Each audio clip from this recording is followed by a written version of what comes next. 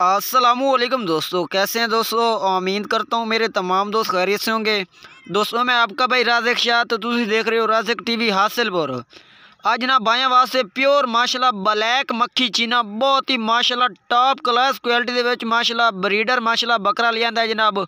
मूँह खीरा जनाब 10 तो 11 महीने जनाब यदी एज है। बाकी जनाब व्हाट्सअप नंबर जनाब स्क्रीन पर चल रहे हैं, इन्होंने नंबर से तुम रबता करना है। कार्गो डिलीवरी आल पूरे पाकिस्तान मौजूद है। तो बहुत ही जनाब बाई नूं मुनासिब रेट देवांगे जनाब। जिस बाई नूं जनाब चाहिए जनाब रबता करे। लोकेशन जनाब साड़ी हासिलपुर है जनाब। बकरे की माशाल्लाह खड़ाई लंबाई और क्वालिटी माशाल्लाह चेक करो, प्योर दे विच है जनाब। प्योर माशाल्लाह ब्लैक मक्खी चीना इस तरह का जनाब बकरा घट मिलता है कलर क्वालिटी दे विच। और जनाब नस्ल का माशाल्लाह शहजादा माशाल्लाह बकरा है जनाब। अगर ब्रीडिंग वास्ते रखो तो माशाल्लाह बहुत ही शौक वाला जानवर है। अगर 2025 की कुर्बानी ते पालो जनाब बहुत ही चंगा बकरा है जनाब। यदा तुसी कलर क्वालिटी चेक करो, ये प्योर दे विच है जनाब। कूली चमड़ी का बिल्कुल बरीक पशम है जी, बहुत नस्ल वाला जानवर।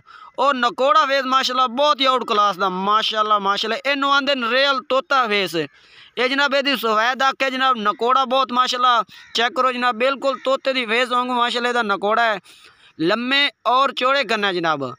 नस्ल दे विच हर पॉइंट पूरे जनाब। मूँह जनाब खीरा 10 तो 11 महीने और नकोड़ा माशाल्लाह चेक कर सकते ने। चप्पे बैक सिंह ये जनाब नस्ल के पॉइंट ने कि हर जनाब पॉइंट नस्ल के पूरे ने। बाकी लंबी दुम सीधी माशाल्लाह डबल हड्डी दा। बाकी दोस्तों जनाब डिमांड दस दे जनाब। डिमांड 85,000 है। जिस भाई नूं चाहिए जनाब फाइनल जनाब दोस्तों जनाब 80,000 का लाया। सो राबते ते कमी पेशी हो जासी। अल्लाह हाफिज़।